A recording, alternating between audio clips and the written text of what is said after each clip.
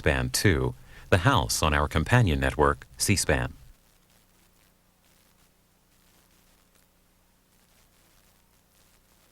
Now a discussion of U.S. foreign policy in the Middle East. Today, a panel of academics discussed the issue at the American Arab Anti-Discrimination Committee National Convention in Arlington, Virginia. Their comments and a question and answer period is an hour and 45 minutes.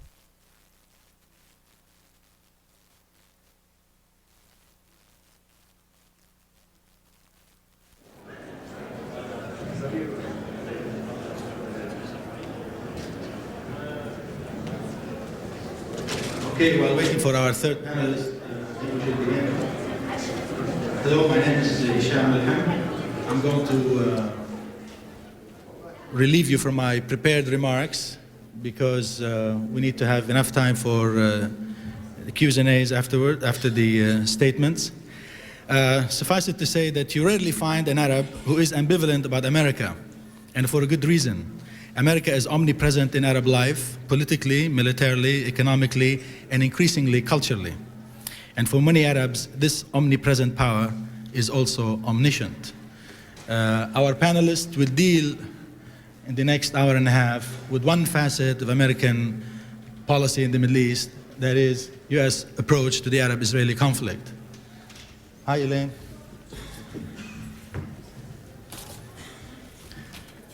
I will introduce the panelists, brief introductions since you have all the bios on them. And then afterwards, I'm going to ask them to stick to 20 minutes so that that will give us enough time for a lively, I hope, discussion. We will start with Yvonne Haddad. Yvonne Haddad is Professor of Christian-Muslim Relations and the History of Islam at the Center for Muslim-Christian Understandings at Georgetown University here in Washington. Her publications include Islam, Gender and Social Change, Muslims on the Americanization's Path, Christian-Muslim Encounters, and there are so many books and essays that I'm not going to mention. She is an associate editor of the Oxford Encyclopedia of the Modern Islamic World. Elaine Hagopian is Professor Emerita of Sociology, having retired from Simmons College in 1997. She served as Assistant Professor at Smith College before joining Simmons. She has held appointments at the American University in Beirut and at the American University in Cairo. She is the past president of the Association of Arab American University Graduates and is currently working on a new book entitled Being Ethnic, Being Unequal. Rashid Khalidi is the president of the American Committee on Jerusalem. He is also professor of the Middle Eastern History and director of the Center for International Studies at the University of Chicago. Rashid is the author of many books and studies. He's the author of British Policy Towards Syria and Palestine, 1906, 1914, Under Siege, PLO, Decision Making During the 1982 War, and Palestinian Identity, his recent book, Palestinian Identity, The Construction of National Consciousness. And I advise everybody to read that book. It's a really salient, seminal work. Okay, without any further delays, let's start with Yvonne. Yvonne?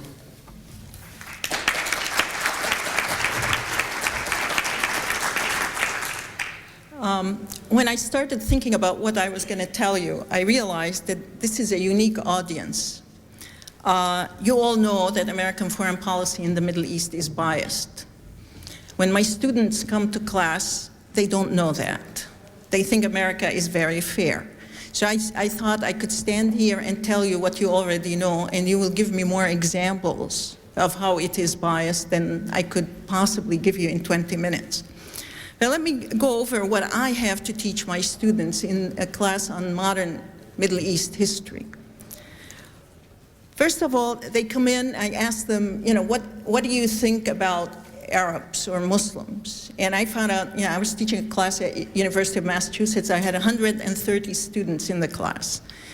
One student piped up and said terrorists. And I said, how many in the class agree with that? 100 did. And I thought, I wonder what the other 30 are thinking. And I found out the other 30 were either Arab or Muslim. That's the scary part.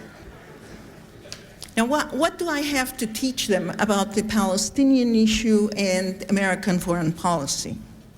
I have to let them know that Deir Yassin really did take place, that there was a massacre, and it was deliberate. Despite what the pro-Israeli lobbies here in the United States propagate. I have to tell them that there was a massacre in Khiyam. I had to show them Sabra and Shatila. And after I finished showing them Sabra and Shatila, one girl in the class said, "Aren't you going to show the other side?" The question is, what is the other side? That Sabra and Shatila did not take place? I had to tell them about Qana, which was distorted by deliberate policy of the United States because the United Nations report wanted to cover up what happened at Qana. But basically, these are the major points. Where do you start in order to document American policy towards the Middle East? Do you start with Truman's explanation of why he supported the state of Israel? A lot of us grew up thinking that John Foster Dulles really stood up for what America is about when he told the Israelis, the British and the French to withdraw after the conquest, during the Suez War. Now, as people are looking at his papers, we realize it wasn't out of any American sentiment. It was because he was personally peeved because he was out of the loop. It had nothing to do with what we all hope for, that one day America will wake up and realize that the policies in the Middle East are un-American. But it is American policy to be biased, and increasingly you will find diplomats who have sort of retired from the foreign policy establishment who will admit to that, and they will say that it is biased and we have a double standard. Now, of course, we have had the great example that is still active. We can all see how America deals with Iraq and how it deals with Israel. We also are fully aware that the United States rescinded Zionism is racism when Clinton was elected president, not because Israel became a paragon of virtue, not because Israel began to give equal treatment to its citizens, but because the Israeli lobby bought Clinton an election. And therefore, it was declared that it wasn't racist. We used to say that the Israeli lobby influenced American policy. And everybody accused us of believing in a conspiracy theory. Folks, we don't have to whisper about it anymore because the Israeli lobby is out of the closet. It isn't a conspiracy theory anymore, it is policy. All you have to do is live in Washington and find out who decides American foreign policy in the Middle East. We used to say that the Israeli lobby occupies Capitol Hill. It now occupies the State Department and the White House. Consequently, American foreign policy in the Middle East is not just, it is not fair, it is not right, it is not legal, and it is not good for America. And I think as citizens of the United States,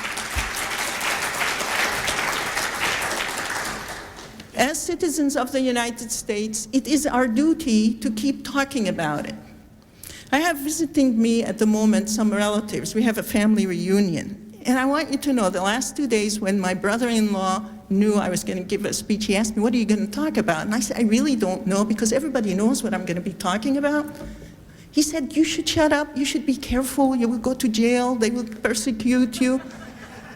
And you know something? He reminded me, that's the way my mother raised me. Each one of us has been raised to think that we cannot speak out. But we now live in America where we are guaranteed the freedom of speech, and we better use it, because nobody is going to speak for us unless we speak for ourselves.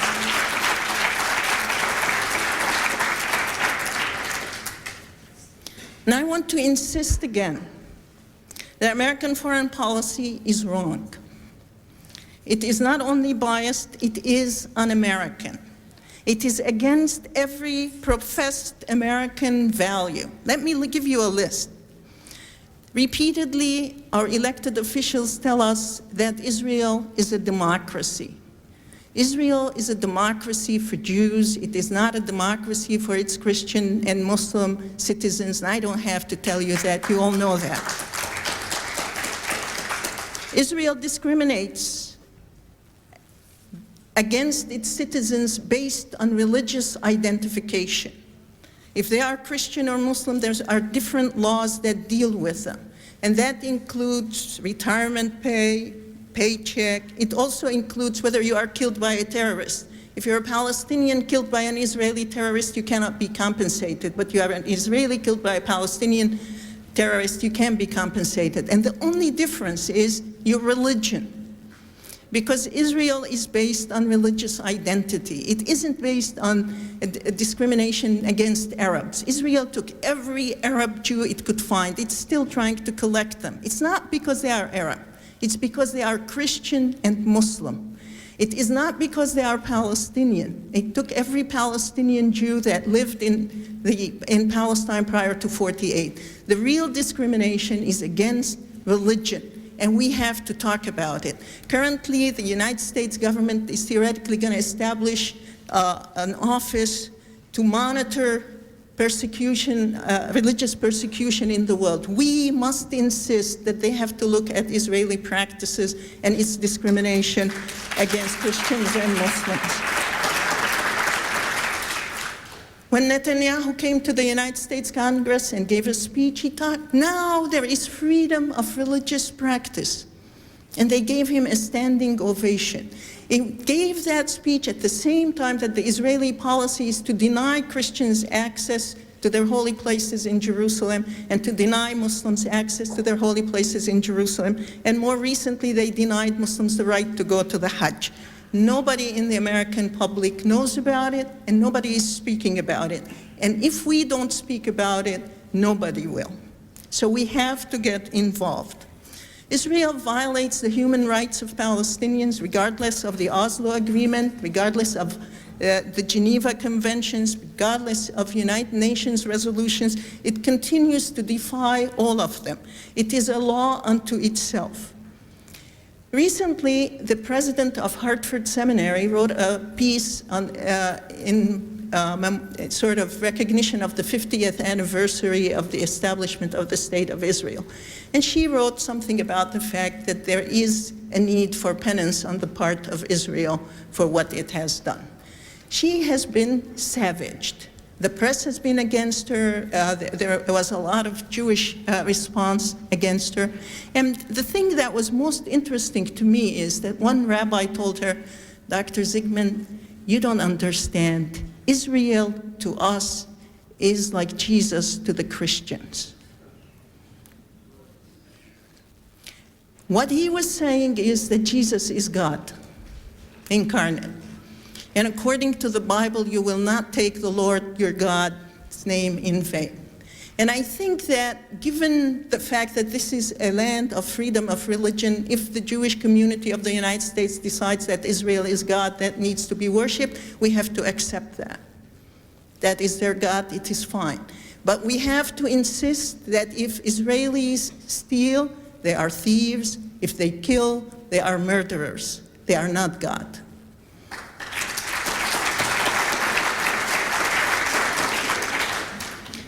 Israel violates every value that we place. For example, it has a nuclear arsenal. It is not subject to any kind of disarmament treaty. It has weapons of mass destruction that it has used. It has used napalm and other anti-personnel weapons against the Palestinian people, against the Lebanese people. It has abducted hostages. Sheikh Abdul Karim Abed and Sheikh Mustafa Dirani are still in jail. They were abducted by Israelis. Any other country would have been called a rogue state. The United States government has said nothing about that. I would say that we have to help the Americans understand that Israel is the greatest threat to American interests in the Middle East. And it is our duty as Arab Americans who understand that this is a skewed policy that the American government has at the present time. It is our duty to speak up. The proof of what I'm saying is what Israel has put out as a little document about it's celebrating its 50 years of history. It says, together with pride, together in hope. And the pictures are of one native Israeli, 1 Russian Jew, and 1 Ethiopian Jew. There are no Arabs in its vision of what Israel is about, regardless of the fact that there are a number of Christians and Muslims who are citizens of the State of Israel. At the moment, we are saddled with the peace process. There are 4 partners to the peace process who are negotiating. One is the American Jewish Organizations, which is AIPAC, Conference of Presidents of Major Jewish Organizations, National Jewish Coalition, and Americans for Peace Now. The other is the White House, which is National Security with Sam Berger. The third party is the State Department with Dennis Ross and Martin Indyk. Now, who would have thought that Dennis Ross and Martin Indyk are representing the Palestinians? But that's where we have come.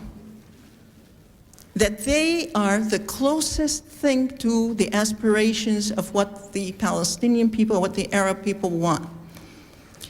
Both of them came out of the Israeli lobby. Both of them support the State of Israel. And where are we now? We have a president of the Palestinian entity who goes around talking about himself as signing the peace of the brave. The peace of the brave. But if you look closely at what he has signed, I would say it is the peace of the slaves.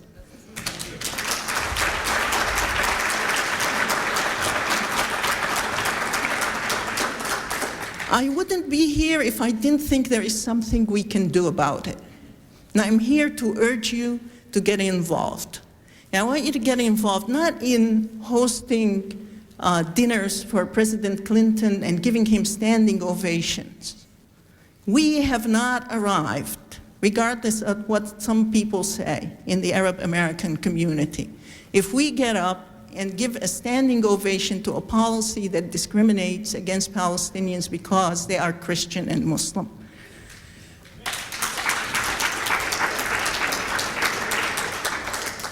We have to get involved by building coalitions. And one of the ways we can build coalition is in collaborating with people who are trying to wake up the American churches to the reality of what Israel is doing. There is a group that is being helped by Betsy Barlow, and there is the ACJ, the American Committee on Jerusalem, and I got 5 minutes, okay? I won't last that long. They are trying to help the American churches to understand what the situation in the Middle East is about.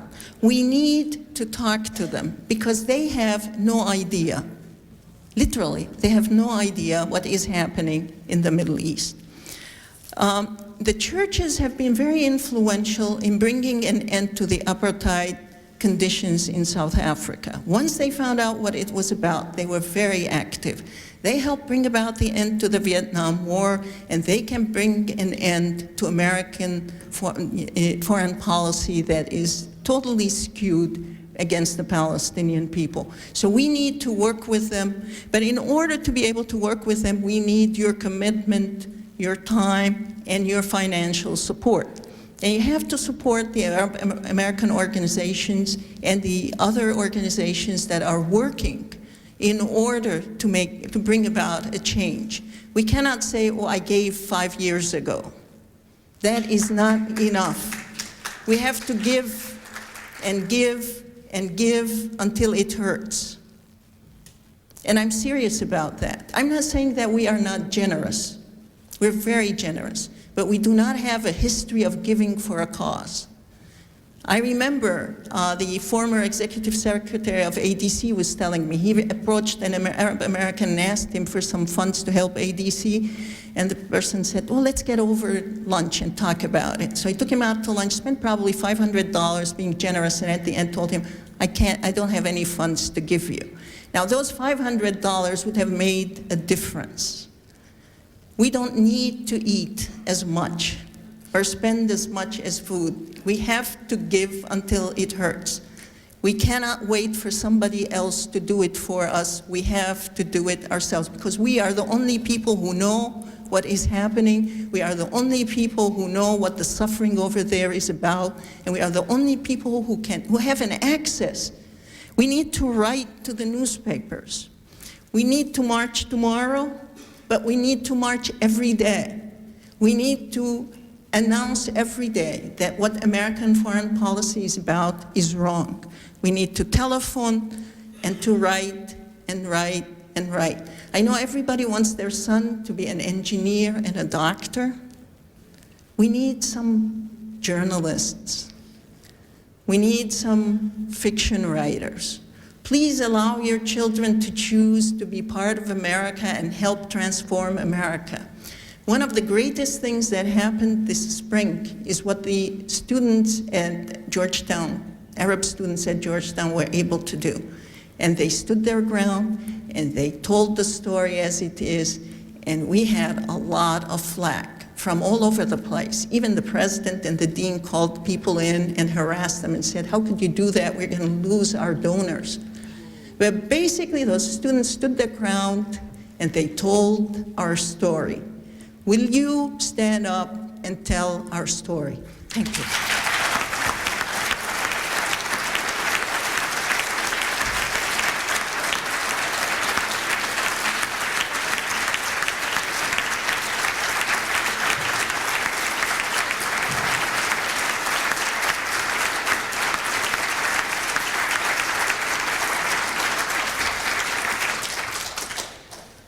Thank you, Yvonne.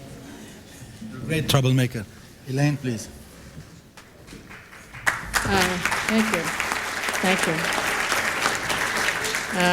you. Yvonne is a hard act to follow, and Rashid is a hard act to precede. So I don't know, I'll probably be the salami in the sandwich.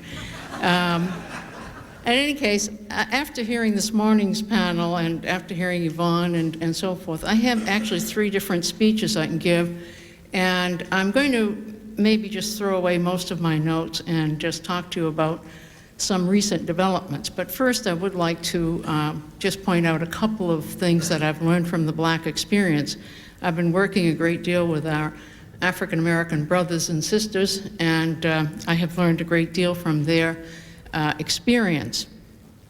I think all of us know what the basic American interests are in the Middle East: oil, investments, and control stability, make sure things are stable or at least tolerably unstable, and in essence to have American hegemony in the strategic Middle East. So we all know that. And we all know that from its inception, the United States favored Israel. I think we all know that as a partner. It was really after the '67 war that the Pentagon really took notice of Israel when they got rid of NASA for the U.S., or Nasserism. And from that point on, Israel has become what one author has called the kind of political contraceptive against Arab popular movements or instability.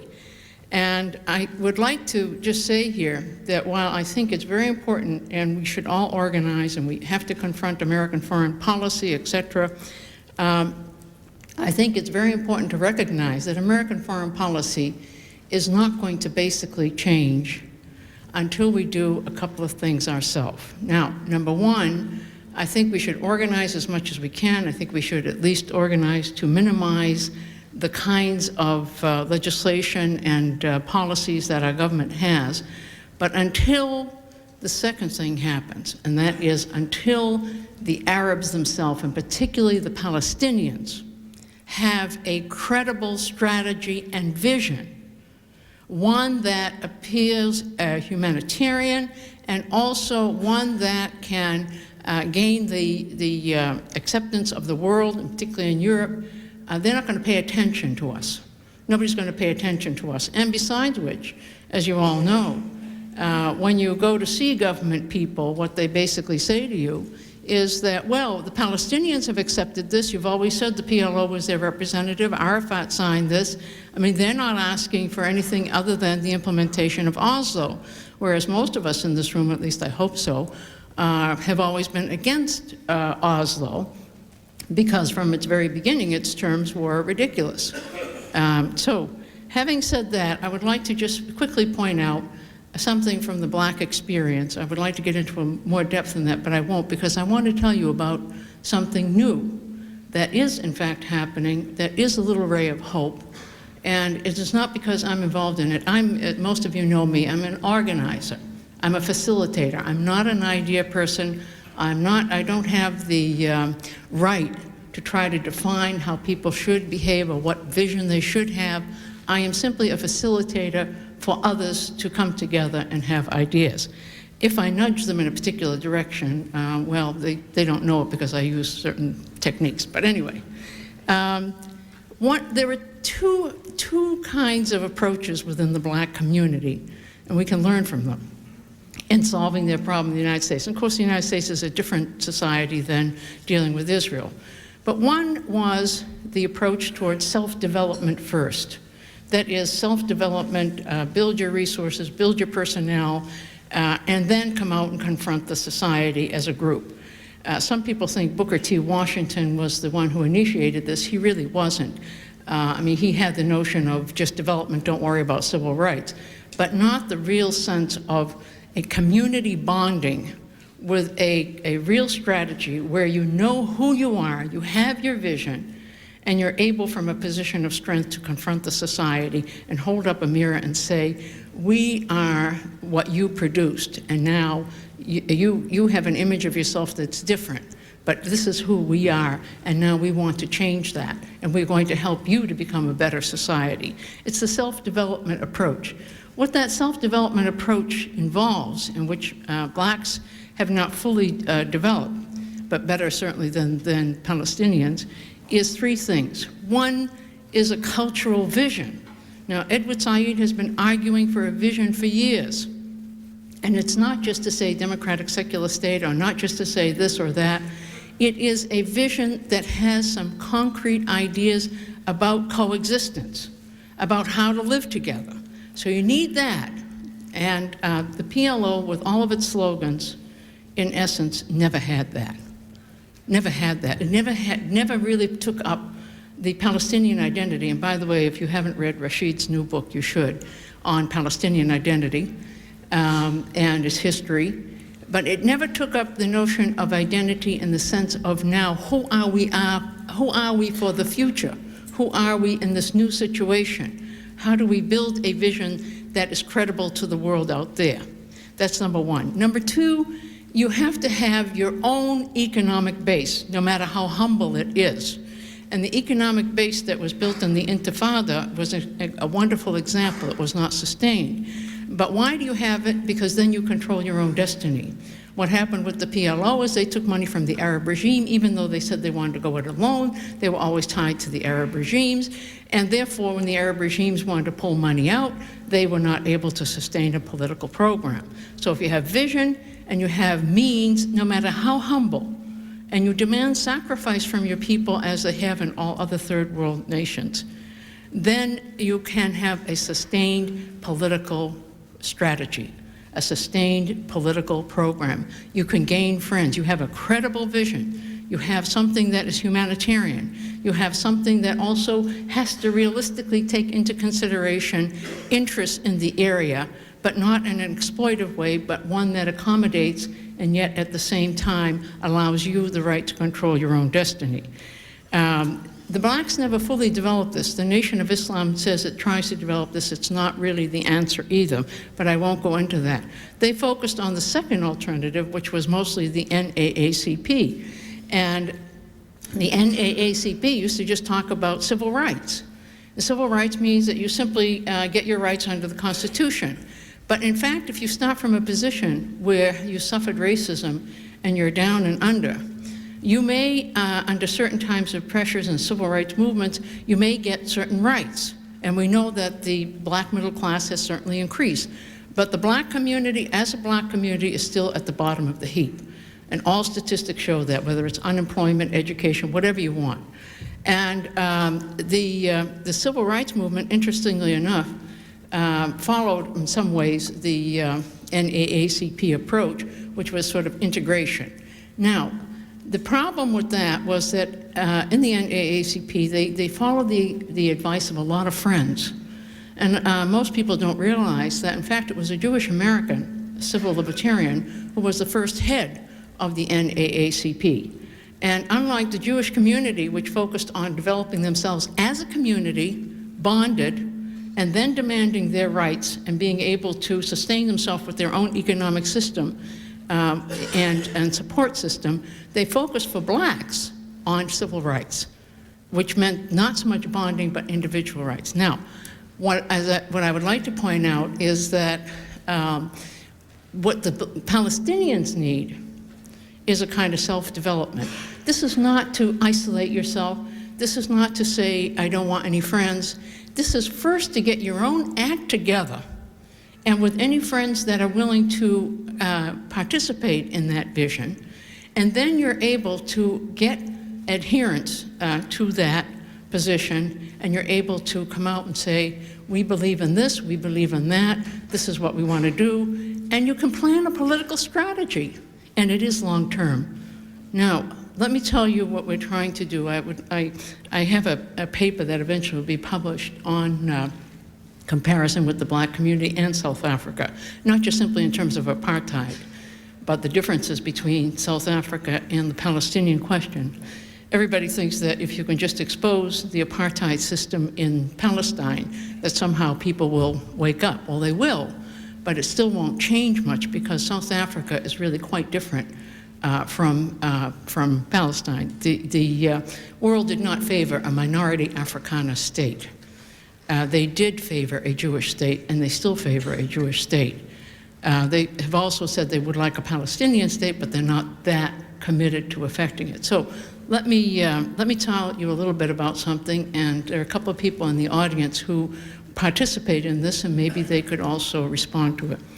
About a year and a half ago, a number of us in the Boston area sort of got together, and as I told you, I'm a facilitator, and simply said, things have gotten so bad, and what is it that the overseas community can do? We cannot tell people there what to do. It is not right for us to tell people there what to do.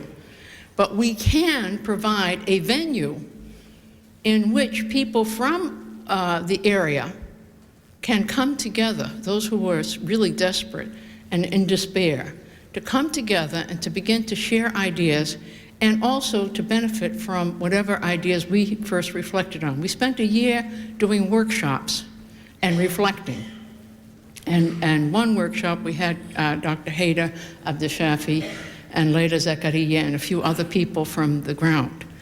And from these reflections which we put together, and I'll tell you some of the participants in that workshop before we went off overseas, Nasir Aruri and Lemi Sandoni and Sarah Roy and Sohair Morsi and Ashraf Bayoumi and Nadim Rouhana, who is a Palestinian from the 48, a friend of Azmi's, and so forth. And so we had some ideas, tentative, about what it is that we can do, what it is that we should be trying to help and facilitate. We planned a meeting which we held in Sicily. The meeting in Sicily was held at a wonderful facility that was offered to us by Dr. Sharif Basyouni. And we invited people who, for the most part, are not known. There are a few that were known that somebody insisted on inviting because somehow they had credibility or clout or something. If I had my druthers, I would not have invited them. But mostly there were people who work on the ground, very different from previous ideas.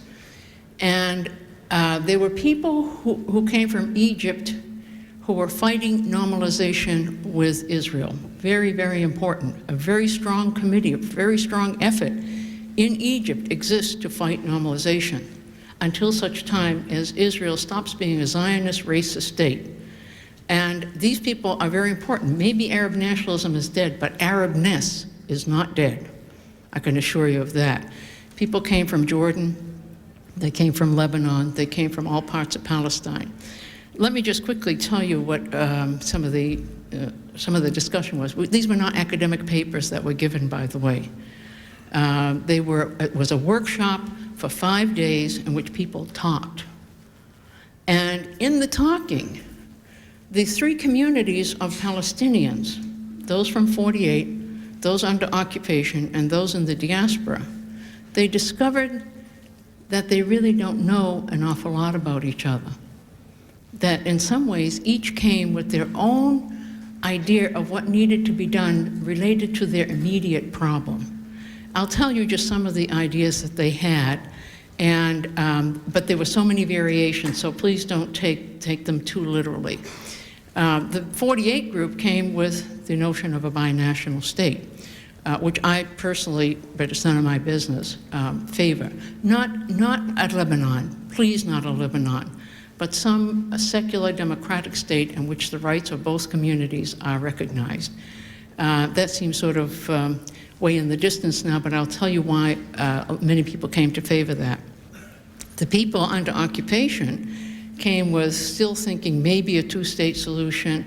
Some even came with the idea of federation with Jordan and Israel, mostly to relieve the incarceration by having a larger area in which to move about. They understood it would not mean sovereignty. I have 5 minutes, okay? And the people who came from the diaspora varied from, we want our right to return, but we know that under present conditions we're not going to get it. Therefore, some of them opted for the notion of still fighting for a two-state solution, primarily because they wanted a passport. They knew they may not be able to go back, but whatever the state was, the fictitious state, the mythical state, the make-believe state, if it could give them a passport so they could move more easily in the world, that would have been something successful. Others in the diaspora still were thinking of strategies for return, etc. The fascinating thing was that many of them had not understood the impact of normalization that had gone ahead with many Arab countries on themselves. They hadn't thought about it very much. I will not be talking out of line when I say that Atif Kubarsi presented an excellent paper on globalization and the impact on the Arab world. He gave us his ideas on that, and his paper was not read. It was just collected by the group, and he commented on this. The Egyptians talked about their efforts to block normalization, and the idea was that somehow those efforts needed to be articulated. Now, where are we? We've come back. Some of the people went back and are sustaining this interest. Some of them went back to old habits, old structures and so forth and so on. What we are determined to do, and we are a small group, and we hope others will join us when it becomes something, is to try to continue to hold workshops. It was very difficult, by the way, to raise money for that. And I'm very cheap, and I managed everything so that people had really bare bones stuff, and they had to buy their own food, and some people didn't have money for that. It was really difficult, but anyway, we did it. We want to try to have more workshops, but also we are now organizing among the few people here from a nucleus to develop a study pattern that is a specific kind of focus. One, we already have funding for a baseline study on the Palestinian condition, i.e. a real history of the Palestinians, what happened to them, the strategies, what failed, why didn't they work. And that is aimed at recreating the Palestinian nation, bringing together the three segments, the diaspora, the occupied people, and those in Israel, bringing them together to recreate the nation and have one strategy. They have to decide what it is. They have to decide what the vision is. They have to build the economy, whatever it is. They have to find ways like they did in the Intifada. And another study that we will do when we get the funding is a detailed study of Israeli society, one that will look very closely at the segments within Israeli society, how they might reconfigure, political biographies, and to keep this updated each year. Another will be to do feasibility studies for optional solutions to the Palestinian question. If you're still thinking about a two-state solution, what kind of vision do you have? How would it look? What would you do about the diaspora? What would you do about the 48 Palestinians who now totally realize they are not going to get equality ever in a Zionist Israel? And they are anxious to rejoin the Palestinian people. Another kind of, and we will have lawyers and psychologists and sociologists, et cetera, working on this. There's a very excellent book by Nadim Rouhana on Palestinian identity in a Jewish state. It's very much worth reading. It's published by Yale University. So these are some of the things we're doing, and we're trying to find the ways in which those who are blocking normalization, when they hold some sort of a conference or they hold some sort of a demonstration, that they get word to others who will hold a quiet demonstration so that it shows that there is some effort within the Arab world that Arabness is not dead. Maybe Arab nationalism between the regimes may be latent. I always like to say that in front of Clovis. But there is something, as one person put it, and I'll close with this, Najla Khouri, who works with the Palestinians in camps and also Lebanese, she is Lebanese. Najla came, this is Yas Khouri's wife, and she said, you know, I always knew that we were one Arab people. She said, but I've been sitting here taking so many notes, and she said, you know, all these people from here, there, and everywhere, you know, we really are one people. We really have the same concerns. And it is based on the fact that you have a nucleus, and if you have long-term thinking, and you can really, really think about a vision, that's important. My final statement is, and I will say my own bias, the area that we know as Palestine, all of Palestine, is already a binational state. One people dominate and are democratic among themselves. The other people are oppressed. I am not suggesting, and I don't think anyone who was at this conference is suggesting, that the territories be annexed by Israel and that people then just fight their way to get some little thing like the Palestinians and Israel now. That's the NAACP approach. What we are saying is, you get your act together, all of you from the three communities. You build a vision, you support each other, you rededicate yourself, you have a long-term educational program, and you go into the camps and villages and address the people and involve them in their lives. And it's no longer solutions from the top. It's no longer the solutions of the politicos or even the intellectuals. It is the solutions that must come from the people. We are the facilitators to bring this to them, and we hope that they will get the act together, and maybe not in my lifetime, but sometime if that road is starting now, and we get there, there will always be the hope of regaining Palestine for Arabs and Jews in coexistence and a democratic secular state. Thank you.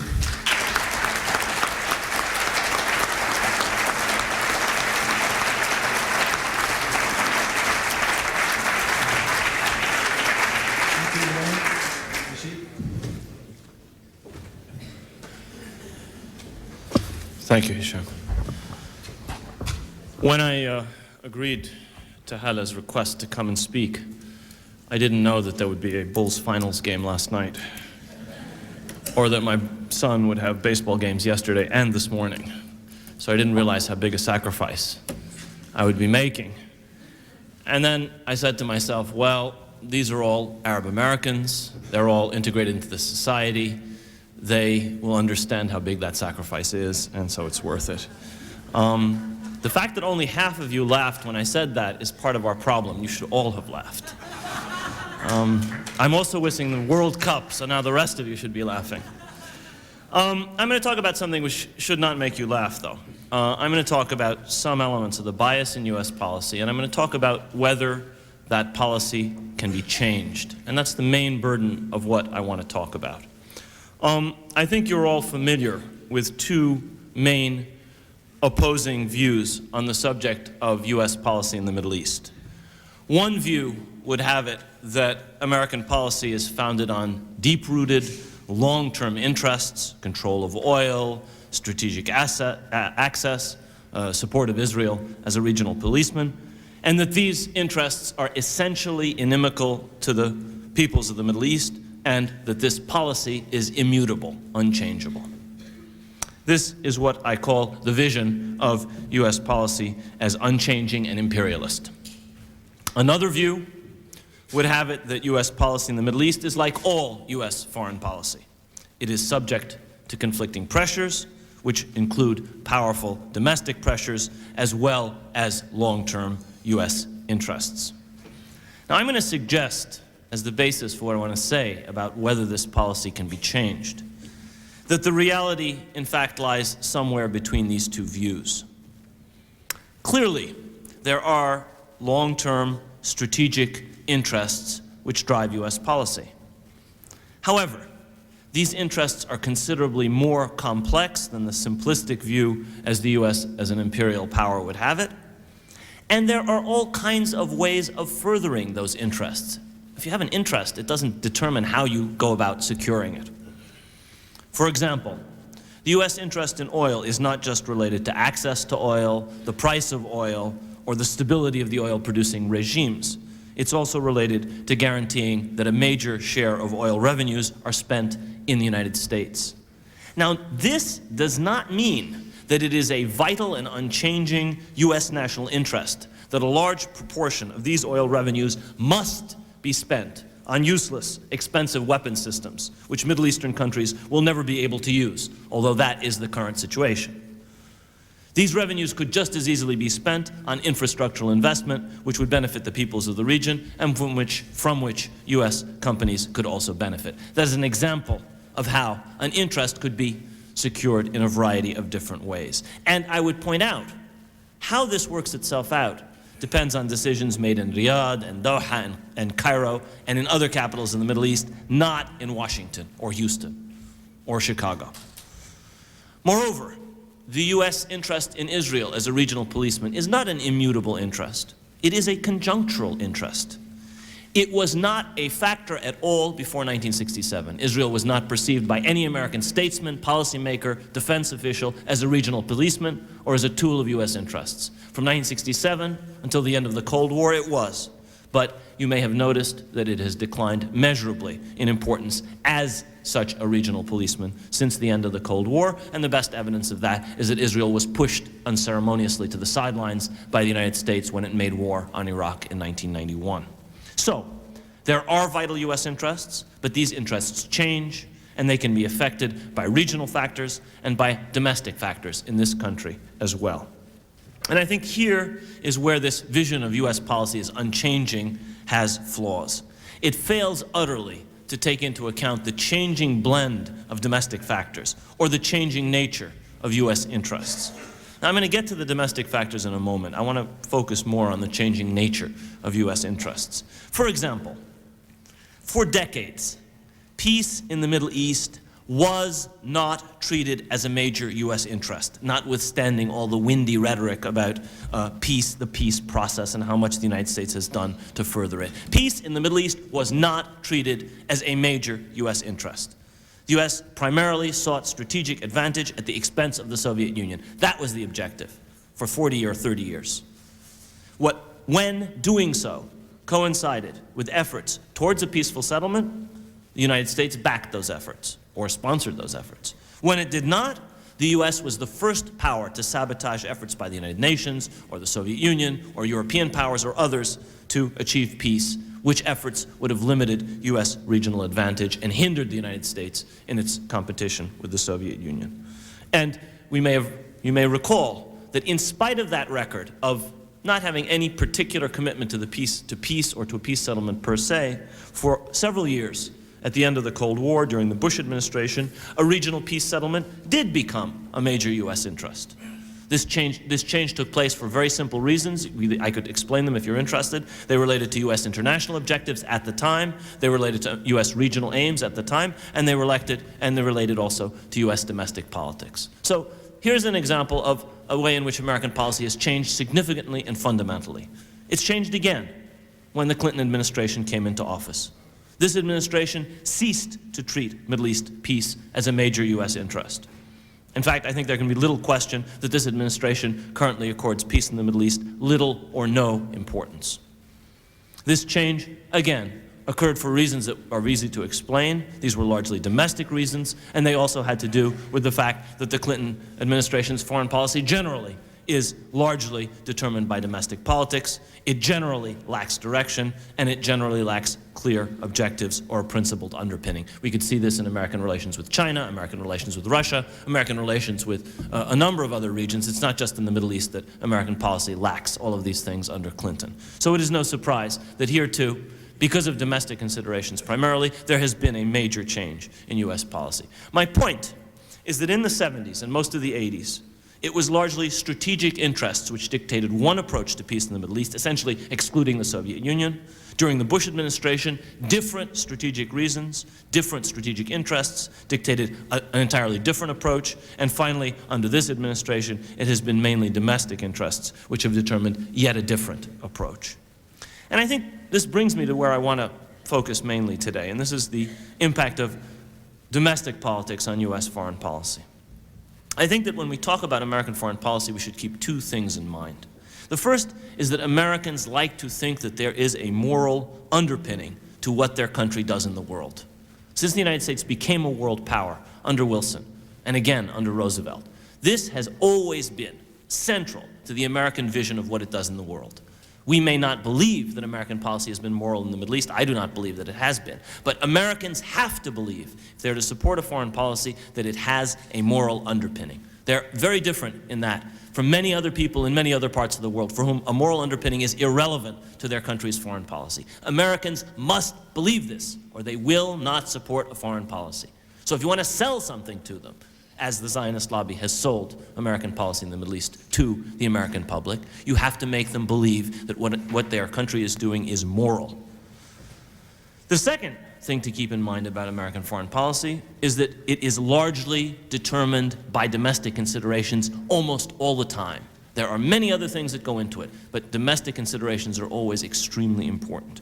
And these are often quite mundane. Indeed, these are sometimes appallingly crass interests. They are the kind of things that move domestic politics in Chicago. Money, votes, corruption, bribery, influence peddling, backdoor deals. The kind of things that Cook County, the city of Chicago, the state of Illinois, the politics on the local level work through and because of. The kind of you scratch my back and I scratch yours kind of chosh-bosh type of dealing, which when it's talked about in the Middle East is considered revolting and degrading and third world corruption, is actually what oils American politics. If you don't know this, you're not living in the United States. We have an international terminal. We have an international terminal in Chicago, which cost several $100 million to build. It took 6 years to build.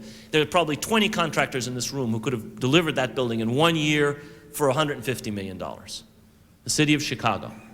That's the way American politics works. And that is how American foreign policy is in very large measure driven, by the same kinds of domestic considerations. I think that an understanding of these realities has to inform our efforts to change American Middle East policy. I think we have to understand that if we're going to change it first, we have to seize the high moral ground. We have to understand that this is an absolute prerequisite if we are going to influence and change American Middle East policy. And I don't think, frankly, that that should be very hard if we stress the kinds of points that were stressed this morning: self-determination, an end to occupation, human rights, rather than trying to defend regimes and leaders and policies in the Middle East which are indefensible and many of which are unspeakable. Now, it is not a secret, I think, to any of you, but it's something we should always keep in mind, that the Zionist movement has succeeded, going back to World War I, in occupying that high moral ground virtually unopposed in this country. It did this first by picturing Zionism as an innocent rescue project for oppressed European Jews, obscuring, of course, what it was doing to the Palestinians. It then did this by successfully linking Israel to the Holocaust in the American and the Western imagination. And finally, it did this by picturing Israel as a tiny, beleaguered democratic island in a sea of Arab and Muslim fanatics. None of these images should be unfamiliar to you. The point is, as Yvonne pointed out, that is what most Americans still believe. And as Azmi said this morning, that is what the celebrations of Israel's 50th anniversary were dedicated to reinforcing in the American and the Western mind, these images. Using these themes, it has managed to cling to this high moral ground in spite of serious reverses, firstly during the invasion of Lebanon, and second in 1982, and secondly during the Intifada. Now, I don't think it's very hard for any of us to figure out how one has to deal with these issues. Very simply, the falsehoods have to be exposed. Most of what Israel says about itself is false, manifestly false. And those falsehoods have to be exposed. Secondly, we have to confront the issue of the Holocaust, which I think Arabs and Arab Americans have never done seriously. An indication of how unseriously people in the Arab world are confronting it has been the ridiculous reception that has been accorded to some ideas which are not really worthy of serious consideration about the Holocaust. What we have to do is to make it clear that this was a horrible evil, but that the evil done to one people does not justify their doing evil to others. And that the victims of the greatest crime in the 20th century can victimize others. Those are very simple ideas. They're not that hard to get across. And we have to confront them in just those terms. Finally, we have to stress issues that are morally clear. Occupation is unacceptable. The kind of repression of rights which Israel perpetuates all over the Middle East is unacceptable. And that self-determination is a right of all peoples, and human rights are rights of all peoples. Only by hammering away at these themes, I think, will it be possible to convince Americans that blind and unquestioning support of Israel is incompatible of their image of their own foreign policy as morally based. This is essential, and I think that is something that we as Arab Americans have never fully realized or addressed systematically. Now, I want to talk a little more about the issues involved in American domestic politics. We all know how AIPAC works, I think. I think we all know that what they do simply is to maximize the use of methods which every successful lobby in this city, from the NRA to the National Abortion Rights League to every other lobby in Washington uses. They've used these things to maximum effect, and they've used them to affect not only Congress now, but the executive. Now, I'm not suggesting that Arab Americans have the capabilities which the American Jewish community does today. We can't raise the kinds of money that Israel raises annually in this country. They raised about $1 billion in the United States this year. They raised $60 million in Chicago, which has a Jewish community of only 250,000 people. They raised $40 million in LA, which has 750,000 people, and they raised $120 million in New York, which has a huge Jewish community. The point is that those three Jewish communities of differing sizes gave very differing amounts of money per capita. Much, much more, I'm sure, than Arab Americans give per capita. We don't have those capabilities. And we don't have Arab Americans in positions like Secretary of State, Secretary of Defense, Assistant Secretary of State for the Near East, Presidential Advisor for National Security Affairs, Presidential Envoy for the Arab-Israeli peace negotiations, or Ambassador to Egypt. We know that we don't have Arab Americans in those jobs, and we know who are in those jobs. Nevertheless, it was not always this way. And I think we should remember this. During my lifetime, which is to say only 50 years ago, a majority of US Jews had not yet been won over to Zionism. There were deep divisions in the American Jewish community in the 30s and the 40s over the issue of Zionism. Going back a decade more to the late 1930s, in the moment which was the greatest crisis in the history of Judaism, perhaps, certainly the greatest crisis in 2 millennia of Jewish history, the same American Jewish community which we today see as a colossus was completely incapable of changing US policy in terms of helping European Jewry, in terms of opposing Hitler, or even in terms of changing US immigration law. They could not do any of those things 60 years ago. None of them. They were completely impotent. Why was that? It was because they were divided. It was because they were insecure. It was because basically they were a first and second generation immigrant community, just like Arab Americans are today. So only 50 years ago, only 50 or 60 years ago, they were in the kind of position of total impotence in the moment of greatest crisis in their history, which most of us, I think, sometimes feel we are in. Why do I say all of this? I say it because it shows there is nothing eternal or inevitable about the power of the Israeli lobby. And because I think what they have done in a half century, we could do in considerably less time than that. I think that the present conjuncture is a particularly favorable one. Foreign aid is unpopular, and foreign aid is aid to Israel, basically. That's why that bill goes through Congress. That's the only reason there is a foreign aid bill, in fact, if you look at it carefully.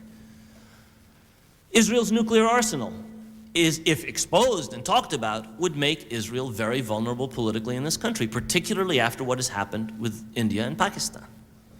The Armenian and the Greek lobbies, who are two of the allies upon which AIPAC has depended for much of its success, are profoundly alienated from Israel and from AIPAC because of the Israeli-Turkish alliance. Profoundly alienated, probably permanently alienated. Finally, American Jews have more doubts about Israel's policies than at any time in the past, and Arab Americans and Muslim Americans are beginning to involve themselves on a grassroots level in American society and politics to a greater extent than ever before. Now, I think that we have to do this, all of these things, and we have to do more.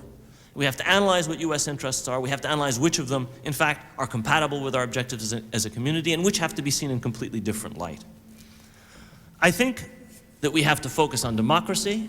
We have to focus on human rights. We have to focus on things which the American people really do support. And whether the Clinton administration or the administration after it pays attention or not to these are things which the American people will support. These are things which ultimately Congress will support. I think that they are absolutely necessary if we are to argue for a moral basis to U.S. policy and to show that there's a profound contradiction between everything Israel does and what Americans believe. Now, the mechanics of doing this, you know. Local grassroots action, a belief that it is possible to affect the workings of the American political system, and a degree of clarity of vision and a degree of unity of effort.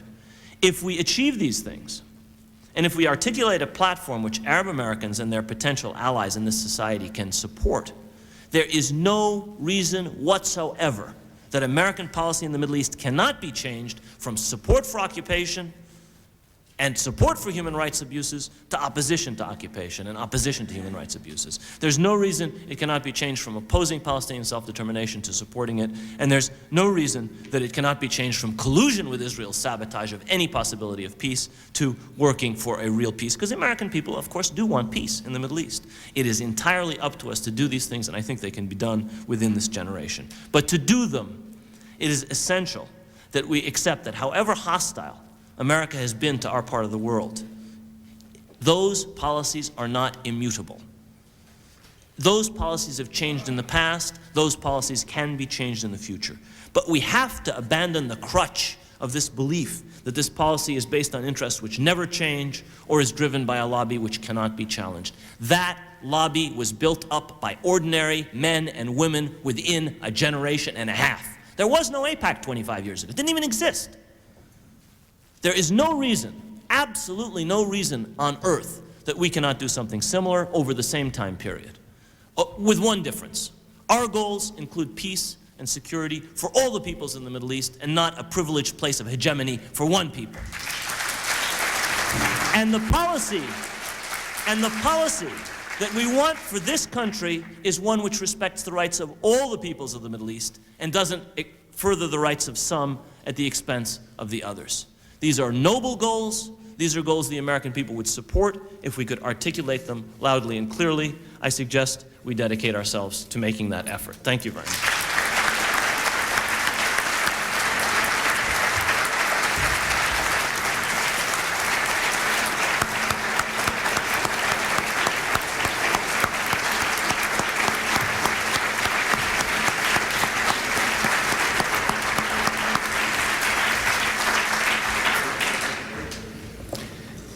Thank you, Rashid.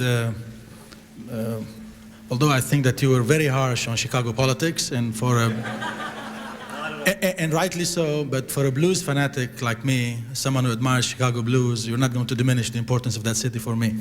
Okay, thank you, Elaine. Thank you, Yvonne. Thank you, Rashid. I think you would agree with me that we've heard three highly critical, three highly original, and three highly provocative presentations from our panelists. And now for the fun part, we have microphones on both sides here. Please, if you have a comment, make sure that your comment is precise, short, because being laconic is a virtue, believe me. And please speak loudly into the microphones. I did not hear one question in the morning session. The acoustics are terrible in this room. I'll try to repeat the questions. And if you have a question, also make it short and make sure that at the end of it there is a question mark. And we will take 2 questions from this side, 2 questions from this side, and then we'll ask our panelists to dwell on them. Go ahead, please. My name is Betsy Barlow. I'm the coordinator for Friends of Sabile in North America. This is an organization which is trying to change the attitudes of American Christians on this issue. I thank Yvonne for mentioning the organization, or mentioning my name, but really it's the organization that needs to be named. I would like to meet with anybody who's interested in working to change the opinion of American Christians. We have a photo exhibit which is traveling. A few pictures of this exhibit are up from time to time in room EF. It's not up right now, but I hope it will be up later. And we do have a flyer about the photo exhibit, so you could have that at your church, at your city hall, at your library, and it's been up in some places. It helps to tell the Palestinian story and change people's minds. We also have a calendar, commemorative calendar, which also helps. We have lectures, we have tours that are going overseas, we have conferences both there and here, and I'd be glad to tell you about that, but I don't want to take more time now. So if anybody wants to talk to me about this organization, I'll be here for a few minutes after the session. Okay, thank you. My name is Wafa Salman, and I am the founder and president of the Institute of Near Eastern and African Studies in Cambridge. Can you hear me? Okay. Okay. Hi. I'm going to repeat. My name is Wafa Salman. I'm the founder and president of the Institute of Near Eastern and African Studies in Cambridge, Massachusetts. Now there is a noise, I guess. Stay away from it, but Okay. higher volume. Here we go. I would like to thank Dr. Rashid Khalidi for speaking following the title of our panel, because it is 50 years of biased foreign policy. And I think Dr. Khalidi was the only one that really talked about it in details. Concerning Dr. Yvonne, I would like to bring to your attention that Israeli discrimination is not just based on religion, is against the Sephardic Jews, the Arab Jews, the Middle Eastern Jews, and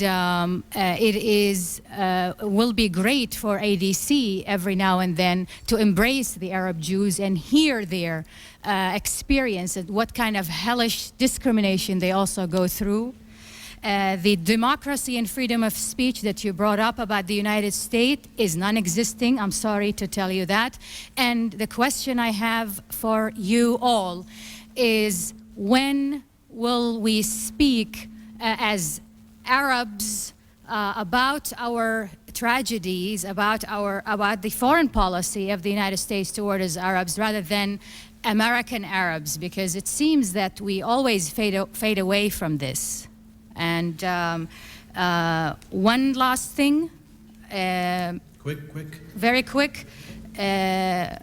One disagreement with you, Dr. Rashid Khalidi, is that Israelis are not franchised now, or quote-unquote united. They are not. The money made them make whatever they can do, but they're still disunited. Thank you all. Thank you. The question is to Yvonne, to Dr. Yvonne and to Dr. Elaine. Please go ahead. Okay, I'm Nancy Cobain from Lexington, Virginia. We can't hear you. Okay, all right. I want to also mention that it's very important to this point that the Zionist influence now, both in the White House and in this Department of State, that we really didn't have before, but this policy that has come from it, that has been more pro-Israeli in the whole Middle East area, has really antagonized other parts of the American community, because it has hurt their interests over in the Middle East. Specifically, the sanctions policy has hurt American business interests in the Middle East, and a lot of American businesses are very upset about it, and they have been putting pressure on the U.S. government. And some of these countries, particularly like our sanctions policy toward Iran, has hurt American oil companies and other companies trying to open up Central Asia. These things, I think, and can help the American Arab community in Palestine, actually, because these are also unhappy parts of the American community that could they provide money too. Okay, thank you. This is basically a question seeking advice from Professor Khalidi and the others. Thanks for bringing up the moral issues and how we can take the moral high ground. But tell us how we do it. I may not be the only one in this room who has problems when Americans who are open-minded ask us questions about the regimes that are controlling our area, the human rights violations, the other things, how we treat the Arab Jews, for example, as the other person brought up. Help me build an argument on that issue while I'm taking a moral argument. Okay, do I need to summarize? We have American Christians, we have discrimination in Israel, more complex, we have American business and their role, and we have how to improve or translate our moral concerns. Yvonne? Take it away. Okay. I'm surprised that you think that the Sephardic Jews or the Arab Jews are discriminated against as much as Arab Christians and Muslim Arabs. The reason I'm saying that is that Arab Jews have been recruited from Iraq. Remember, the Israelis used to bomb synagogues in Baghdad in order to get the Iraqi Jews to move to Israel.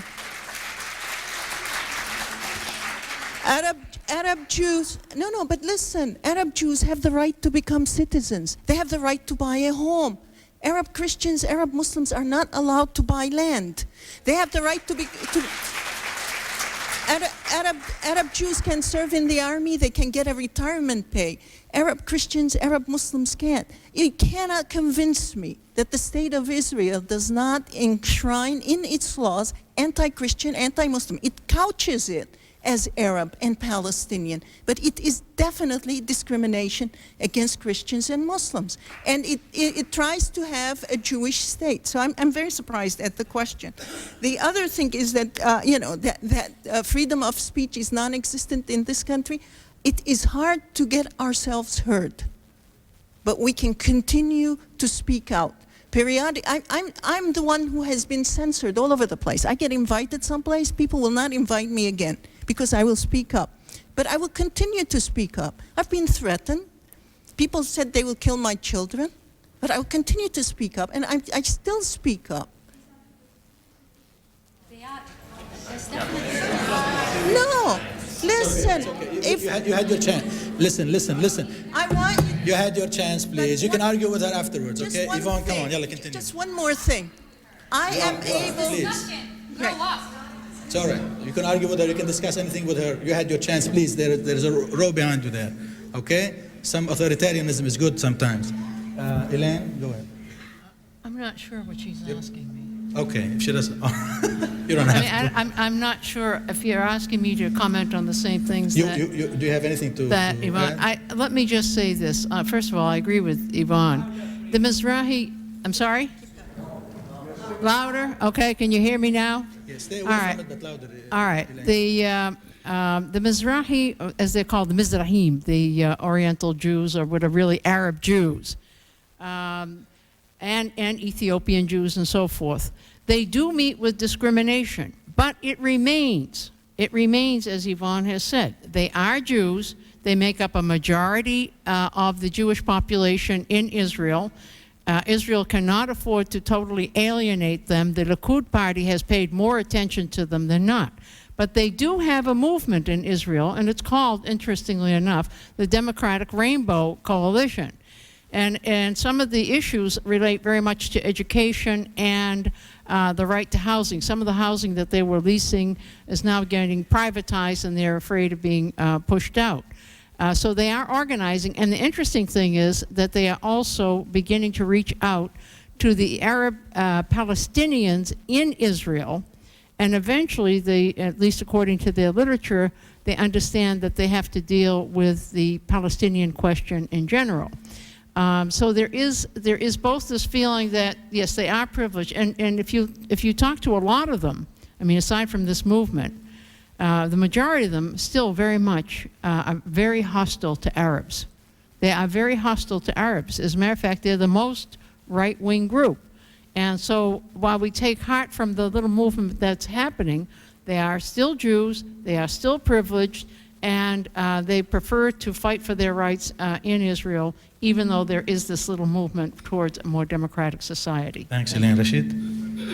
To answer the questioner here who said, how does one translate what I said about taking the high moral ground?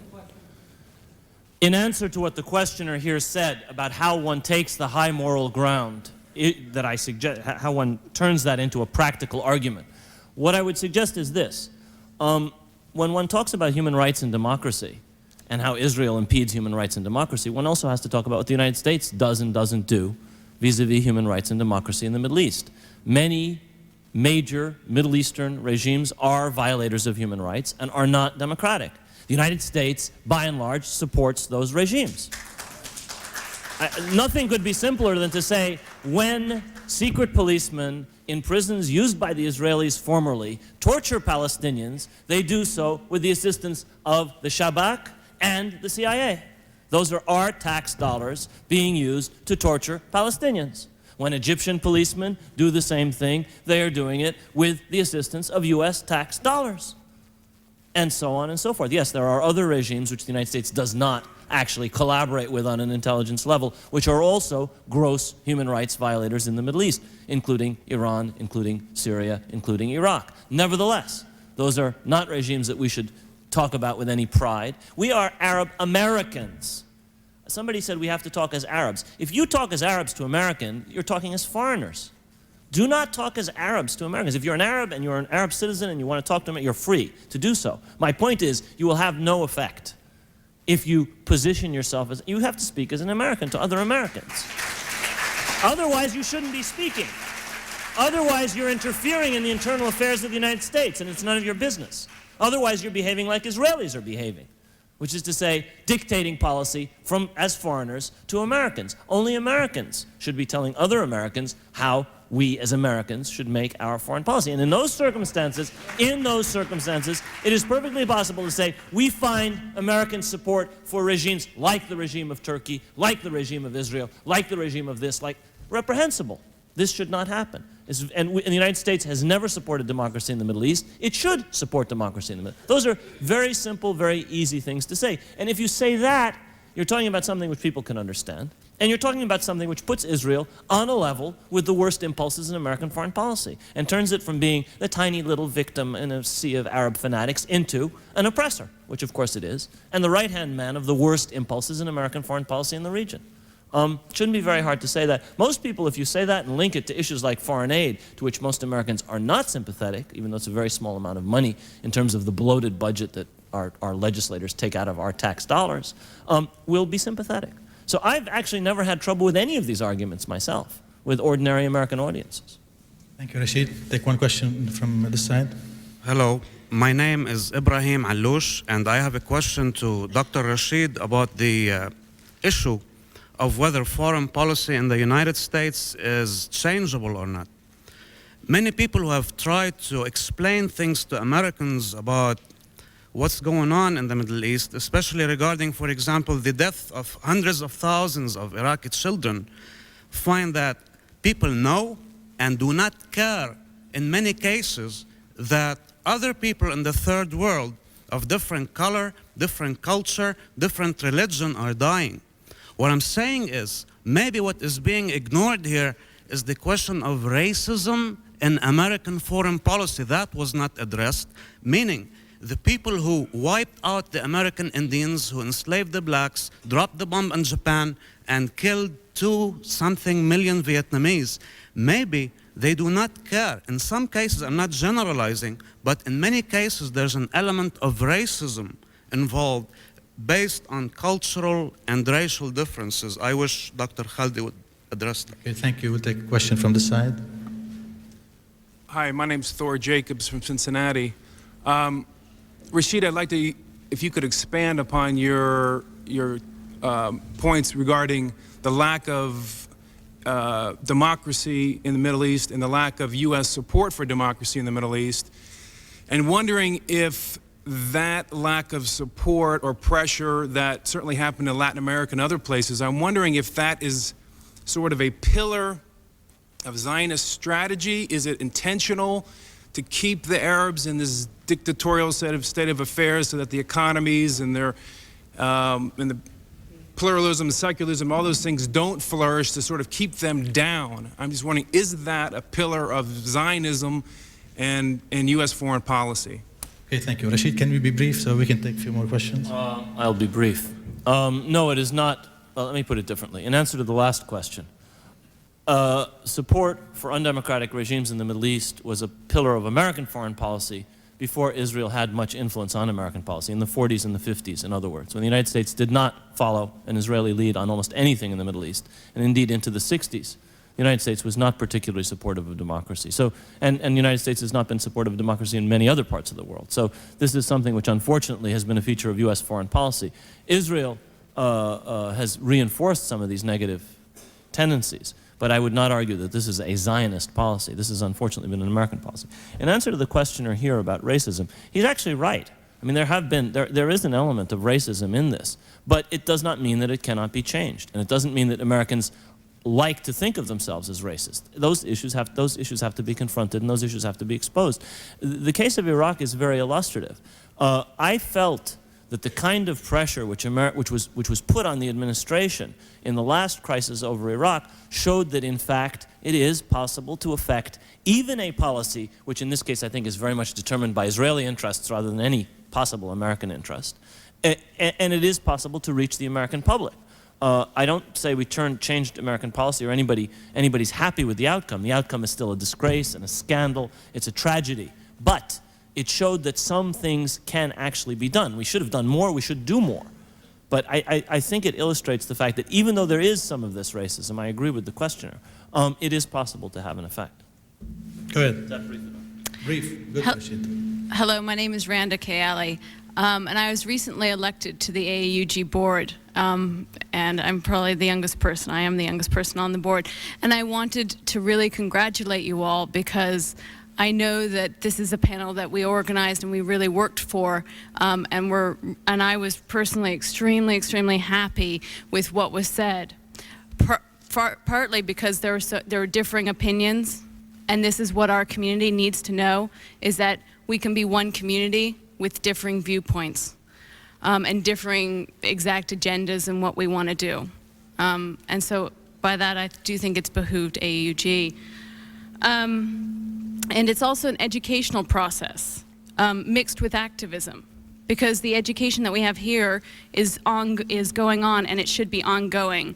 I think I came out of this knowing that I have to read more and write more letters. One issue that we didn't talk about, which I'd like to address to the panel, is the issue of Iraqi sanctions and the fact that 8,000 children or 8,000 Iraqi people are dying each month. And this is a weapon of mass destruction, as Rania Masri said yesterday. This is an issue that's pressing, very pressing, and I don't think it was really highlighted that sometimes if we choose not to speak out, people die because we're not speaking out. This is something I remember from my childhood when I was living in Beirut, and it's just something that we have to keep in mind. If we're silent, people will die. And these are our brothers and sisters that are in the Middle East. So with that, I just wanted to say that it's wonderful that everyone's standing up and saying that they're committing themselves to action and agreeing with the speakers. But I think that we all need to make individually a plan of action every week. Say, every week I will write a letter to the editor. Every single week. And I will pledge just a small portion of my income to the national organizations that are trying to organize these things. And I will organize locally. I mean, it's a sacrifice, but I wanted to thank you all, and I'd like the question of Iraqi sanctions addressed. Thank you. Okay. I think AUG should be congratulated for putting together this wonderful panel. You would all agree that there are three areas, or at least some of us agree that there are three areas where the community, Arab American community, differs with U.S. policy in the Middle East. One of them is the Arab-Israeli conflict. The other one is the sanctions on Iraq. And the third one is that Rashid mentioned, which is the American support for those Arab regimes that do depend on U.S. largesse. And the United States rarely, if ever, criticize their violations of human rights. But we cannot really discuss all these three major important areas in one panel. But I'm sure Rashid will take the question on sanctions. Go ahead, please. My name is Hani Bawardi. I'm from Ann Arbor, Michigan. I gave a paper. This is the best I can do. Don't get closer to the mic, but just raise the level of your voice. Okay, I gave a paper in this convention on early activism. My subject, Amin Farah from Nazareth, for 66 years in this country, meticulously kept all records of his activities. And one main feature of his activism is that it was a series of reactions to events and disasters in the Middle East. I'm grateful to Dr. Khalidi for his book, Palestinian Identity, because it helped me mark all the personalities in his correspondence. And it also corroborated his experience here in the States, which was a series of raising funds for refugees in the Middle East. Even when the Ottoman Empire failed and the Syrian independence took place, here it forced them, the activists were forced to pause, but never to regain any sense of national coherence. The point is we continue to rely on national consciousness to propel ourselves into activism in this country. How can we continue to do that productively while relying on our national consciousness in view of the events of the Middle East? As you know, with the founding of Israel and demonization of Arabs to sustain Israel, we're forced by a new host of problems also. And here I would like the comment of Dr. Haddad and Dr. Hagobian. On the local level, there are a set of problems pertaining to social polarization of American society. We are not part of the traditional liberal sensibility that we are a part of this community. Even blacks and Hispanics and Koreans are not. There are also problems between blacks and Koreans, although there have been a lot of efforts to reconcile their differences. But the point is, how can we become part of this society given social polarization on a local level and relying on our national consciousness? Okay, thank you. You know, we went beyond our allotted time here. Rashid, can you plug your book in the process and give us a brief answer? My book has been very kindly plugged by almost everybody who's been up here. I don't need to do it. I think we have to do what some people said President Ford was not able to do, which is walk and chew gum at the same time. We have to do two things at once. We are not just Americans, but we're also Arab Americans, so that it is important to us if people are dying in Iraq, and so we will want to send money to Iraq. It is important to us that money be sent to Jerusalem, or that money be sent to Beirut, or whatever the crisis or the issue may be. But at the same time, we cannot let that be all that we do. We have to be concerned with cases like one that's going on in Chicago, where the rights of an American citizen are being trampled upon. He's being treated in a way that can only be described as police state tactics, because he's been listed as a terrorist by the President of the United States. An executive order has been issued. That's a case that is just now coming up again. And those are the kinds of issues we have to fight in America as Americans, using the Constitution without any reference to anything else. It has nothing to do with Arabs or Muslims or anything else. It has to do with this is a man who is a citizen and has rights. And those rights are being infringed upon, and we have to stand up for him, whether we agree with his views or we disagree with his views. Because believe me, nobody else is going to stand up for him if we don't. So we have to do both things. We have to operate in this society as Americans, and at the same time, we are concerned deeply with our homelands. And there's nothing wrong with that. Armenians are sending money to Armenia, and American Jews are sending money to Israel. At the same time, they have powerful, effective American lobbies which pay attention only to American politics. If they can do it, we can do it. So that's what I would say. And on the issue of Iraqi sanctions, I can only agree with what the questioner or Ms. Kayedi said. It's a scandal, it's a disgrace, it's something that we have to work on. But I'll repeat what I said before. I think actually this is something which we could get through to Americans on. We really could. It's something that we have to work on more. I agree, Rashid. Go ahead, Yvonne. I just want to reiterate what Rashid said, that I know that America is racist. I know we have a lot of forces that would like to silence us, not only us, but people who support our cause, people who understand what is happening over there. I know that there are people in the American administration who know that, one of them told me, he said, their time, they have taken over and it's their time to make policy, so that they are aware of the situation, they feel also silenced, and they need our voice. They need us to keep writing, they need us to keep talking to our neighbors, to energize our neighbors. If we choose only to socialize with each other, we're not going to break out of this self-isolation we have put ourselves into. We have to go out, participate on the local level, be seen. And there are some people in Bethesda. I went to one of the local meetings. They had people from all ethnic groups, and we as Arabs stood up and talked about the cause, and I had letters from them saying, we never knew that. It was on the day Israel was celebrating its 50th anniversary. And I stood there and I said, there are hundreds of millions of Arabs who are grieving today. And they are grieving because Israel has trampled over the rights of the Palestinians, and many have been killed. And people were shocked. But eventually they wrote me a letter and said, thank you for sharing this. They didn't know it. I didn't have to go. I could have hidden. My brother-in-law is right. That's what we have been trained. But this is America, and we are guaranteed by the Constitution that we can speak. And we should take advantage of it. This is a free country. If they are silencing us, we should speak louder. Yeah, I would just, a couple of comments I'd like to make. First, I want to agree with Rashid, but I also want to qualify something, and then I will address the question of minorities in our national consciousness. And that is, even in the recent Iraqi situation, it was domestic resistance, there's no question, but you also must remember that the Arab states, with the exception of Kuwait, refused to cooperate. And that was even more important in some ways, or here are the two things working together. What I was trying to say is that our efforts domestically will only have real clout and will make changes in American society when there is also enough power and change and credible vision in the Middle East. As some people say, well, Saudi Arabia violates human rights, Kuwait violates human rights, Iraq violates human rights, so what are you talking about? So we need to think always in those sorts of, they come up with Arafat violates human rights.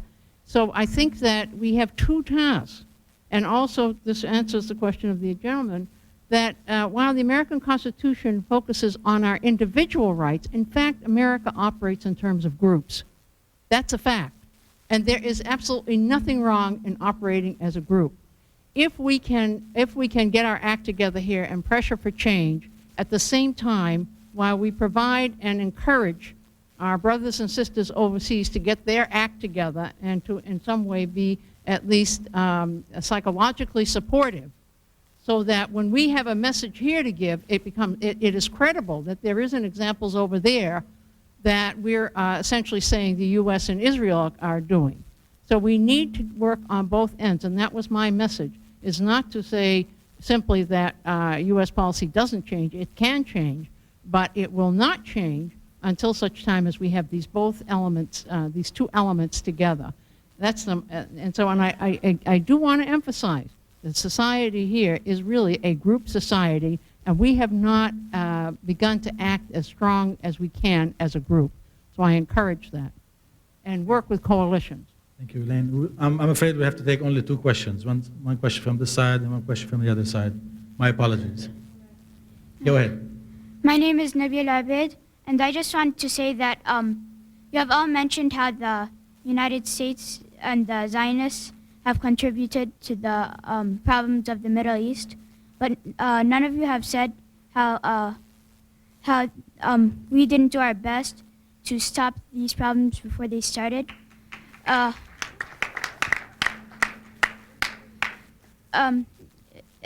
During the Middle Ages, where people used to come to us in Andalusia, Spain, to learn, and now they're taking land from us, and we're losing that power. Thanks.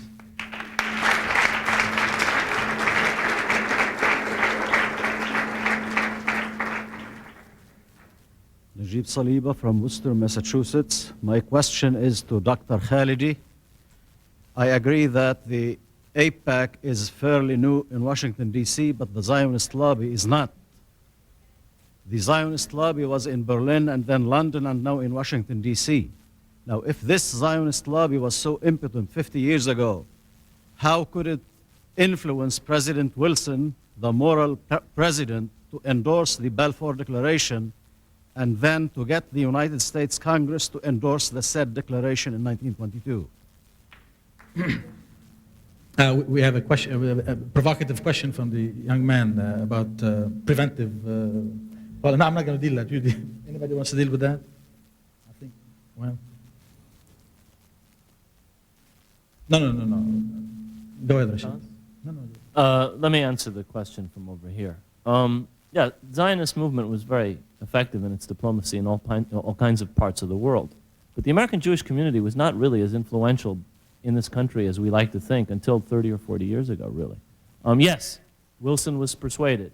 And yes, Congress voted in support of various Zionist positions in the 20s and 30s and the 40s. But that was cheap. That didn't cost the United States anything. That was promising Zionism something at the expense of somebody else, the Palestinians.